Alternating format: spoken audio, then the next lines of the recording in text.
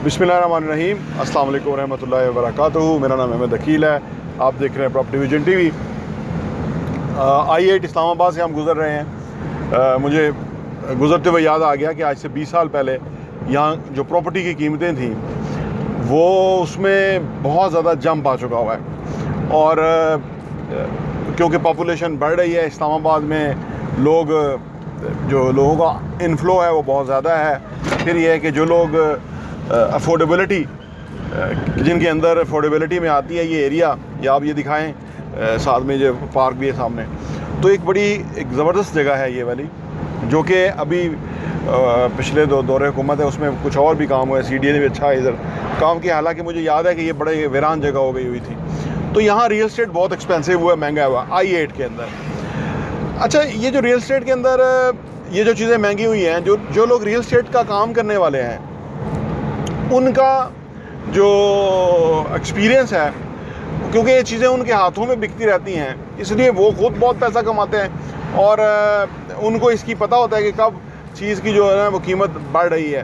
फिर जो real estate में काम करने वाले लोग हैं वो क्योंकि लोगों के साथ इन टच होते हैं, तो उन्हें पता लग रहा होता है कि मार्केट में इस वक्त किस चीज़ की डिमांड है, कौन सा एरिया के अंदर जो है ना वो प्रॉपर्टी एक्सपेंसिव होने जा रही है। ये जो बेसिकली ये जो कॉन्फिडेंस है रियल एस्टेट में काम करने वालों का, आपने देखा होगा ना कि जब कोई जो अच्छा काम करने वाले हैं उनका एक सर्टन कॉन्फिडेंस डेवलप हो जाता है अपने काम के अंदर, चाहे जो भी वो काम कर रहे हो, चाहे रियल एस्टेट का कर रहे हो, कोई भी काम कर रहे हो। तो ये कॉन्फिडेंस है कि जो उनको फिर डिसीजन करने में और कराने में आसानी देता है। अगर आज से 20 साल पहले अगर जो लोग यहाँ इन्वेस्टमेंट कर लेते हैं, आप सोचो कि उनको कितने गुना ज़्यादा प्रॉफिट होना था, कितना फ़ायदा होना था। लेकिन बहरहाल वो वक्त की बात है। 20 साल तो बहुत बड़ा अर्सा है। 2-4 सालों के अंदर ही, 5 सालों के अंदर ही कीमतें कहाँ से कहाँ बदल जाती हैं। ये हमने वैसे भी जायज़ा आपने भी लिया होगा, हमने भी लिया है कि जो भी रियल एस्टेट के अंदर चीज़ें एक्सपेंसिव होती चली जाती हैं। इस्लामाबाद को सबसे बड़ा जो एज है वो ये है कि एक तो ये वफाकी दारुल हुकूमत है पाकिस्तान का, दूसरा ये सेकंड ब्यूटीफुल फेडरल कैपिटल है जो कि तमाम दुनिया के अंदर दूसरे नंबर पे है। ये इसकी खूबसूरती, इसका जो एनवायरनमेंट है, इसका ये जो सॉइल है, इसकी अपनी एक खूबसूरती है। और जब ये प्लान किया गया था तो उस वक़्त के जो प्रेसिडेंट अयूब ने ये एरिया डिसाइड किया था, फाइनल किया था, और ये एरिया फिर प्लानिंग के तहत डेवलप हुआ था। और आज इसकी खूबसूरती जो है वो देखने से तल्लक रखती है। जो लोग यहाँ नहीं रहते हैं इस्लामाबाद या इस्लामाबाद के आसपास, वो जब आते हैं तो उनको और भी ज़्यादा चीज़ जो है वो अपील करती है। और इसकी जो खूबसूरती है, ज़मीन तो ये पहले बिल्कुल बंजर टाइप सी गांव देहात थे, थोड़ी बहुत एग्रीकल्चर थी, अदरवाइज़ जो यहाँ के लोकल हैं वो बताते हैं कि ये बंजर ज़मीन थी। ये बंजर ज़मीन जब एक तो वफाकी दारुल हुकूमत बन गई, दूसरा इसके ऊपर एक प्लानिंग के तहत काम हुआ, तीसरा यहाँ पे बहुत ज़्यादा लोगों की एक रिक्वायरमेंट थी उनको बसाने की, और वो भी फुलफ़िल हुई।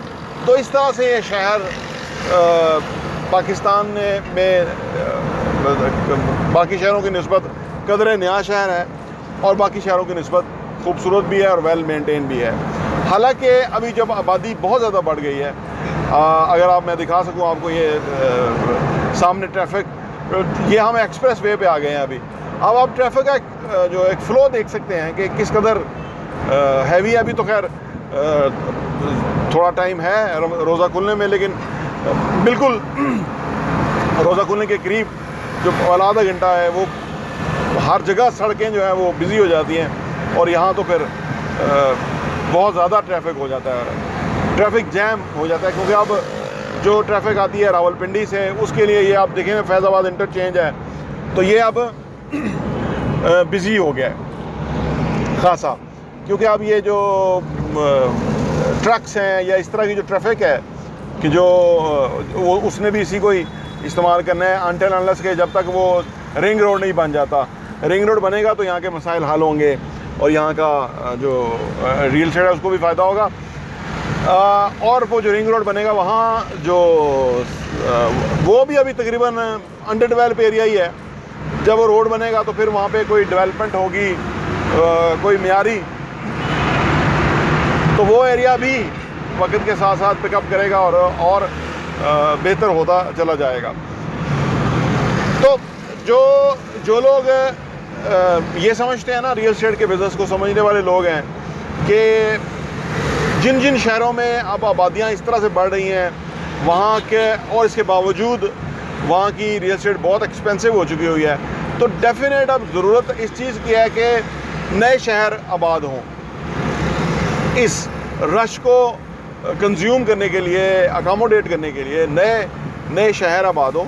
और वो फिर अगेन मामला तो वहीं आ जाता है कि कोई ऐसी हुकूमत हो कि जैसे इमरान खान साहब की हुकूमत थी, और लेकिन उसके साथ 2/3 अक्सरियत हो कि कोई मनहरफ ना हो जाए, कोई जो है वो पैसों पे बिक ना जाए, 2/3 अक्सरियत हो। तो वो इमरान खान ने रावी का जो प्रोजेक्ट शुरू किया करने की कोशिश कर रहे थे। इसके अलावा और बहुत सारे प्रोजेक्ट जो हैं नए शहरों के पाकिस्तान में बनने वाले हैं। फिर इमरान खान साहब ने बड़ा ज़ोर दिया कि तमाम शहर जो है ना अपने मास्टर प्लान बनाएं। देखिए उनकी अप्रोच तो हर काम के अंदर जो है वो लंबे अरसे के लिए चलने की थी, लेकिन अनफॉर्चुनेटली उनको रोक दिया गया कुछ बैरूनी ताकतों ने और कुछ अंदरूनी ताकतों ने, कि जो वो चाह रहे थे कि वो पाकिस्तान, उनका ख्याल होगा कि वो वैसा ही पाकिस्तान रहे जैसा कभी माजी में था। तो शायद अब वो ऐसा पाकिस्तान ना रहे, क्योंकि जो इसका जो पोटेंशियल है ना, ये मैंने आपको I8 की बात बताई, ट्रैफिक की बात बताई, मैंने आपको ये सारी बातें तमहीद बांधी के शहर नए बनने चाहिए, ये सारी चीज़ें हमें उस तरफ इशारा कर रही हैं कि पाकिस्तान के अंदर बहुत स्कोप है, बहुत पोटेंशियल है। यहाँ पे लोग बहुत ही समझने वाले लोग हैं, और यहाँ पे उनकी जो रिक्वायरमेंट है उसको किसी हुकूमत ने सही तरह से एड्रेस ही नहीं किया। इसीलिए यहाँ पे जो मुआशी तरक्की है वो नहीं हुई, मुआशी इस्तेहकाम नहीं हुआ, और लोगों के पास ज़्यादा वसाइल नज़र नहीं आते। और जो हमारी टोटल GDP है वो छोटी है दुनिया के मुकाबले में, या हमारा जो पोटेंशियल है उसके मुकाबले अगर आप देखें तो हमारी जो GDP है उसका साइज़ काफ़ी बड़ा होना चाहिए था, और उसमें हर हवाले से पूरा स्कोप मौजूद है। लेकिन कुछ ताकतें मुल्क को पीछे रखना चाहती हैं, और जो हमारे दुश्मन है या जो सुपर पावर है अमेरिका है, वो तो बिल्कुल नहीं चाहता कि पाकिस्तान अपने पाँव पे खड़ा हो जाए, इंडिपेंडेंट हो जाए और पाकिस्तान जो है वो तरक्की कर जाए, क्योंकि वो उसको पाकिस्तान जैसे कई मुल्क नीचे चाहिए होते हैं जो उसको यस सर कहते रहें और वो उसकी जो चौधराहट है वो कायम रहे। तो पाकिस्तान के पोटेंशियल को अब आवाम समझ गई है, अब पब्लिक को रियलाइज़ हो गया है कि एक ऐसा लीडर उनको मिल सकता है। दूसरा कोई लीडर अभी सामने नहीं आया। अगर कोई ये जो मौजूदा लीडर बने हैं इनकी बारे में बात करें तो ये इनका तो दामन इतना दागदार है कि इनसे कोई अच्छे की तो भले की तो कोई नहीं की जा सकती। लोग कहते हैं ना भाई क्या पता इस दफ़ा अच्छा कर दे, तो वो कहते हैं कि चोर चोरी से जाए, हेरा फेरी से ना जाए। तो ये तो इसको तो आप छोड़ ही दें कि ये लोग कोई भला कर सकते हैं पाकिस्तान का। हाँ, ये अपनी औलादों का भला कर सकते हैं, अपनी नस्लों का भला कर सकते हैं, अपने दामादों का भला कर सकते हैं, बेटों का भला कर सकते हैं, लेकिन इस कौम के बेटों का ये भला नहीं कर सकते, जिसकी वजह से ये कौम पीछे रह गई है। ये कौम का जो पोटेंशियल था उसके मुताबिक ये कौम नहीं जा सकी। और अब हम आपको अपने प्रॉपर्टी विजन TV पे भी और बहुत बेशुमार लोग जो हैं वो अवेयरनेस का काम कर रहे हैं, लोगों के सामने मुख्तलिफ सिचुएशन रखते हैं जिसकी वजह से वो लोग देख के उसके अंदर अपना पॉइंट ऑफ व्यू बनाते हैं। ये इसी वजह से हुआ ना, ये जो इतनी दुनिया निकल आई है, ये क्यों निकल आई है? इसलिए निकल आई है कि उन्होंने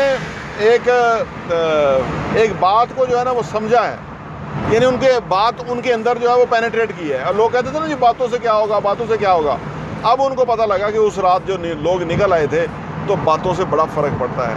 असल में पहले बात ही होती है, पहले सोच ही होती है, विजन ही होता है, उसके बाद फिर चीज़ें उस तरफ जाना शुरू होती हैं। पहले तसव्वुर था, कायद-ए-आज़म अल्लामा इकबाल ने पाकिस्तान का तसव्वुर पेश किया था, फिर कायद-ए-आज़म ने पाकिस्तान बनाया।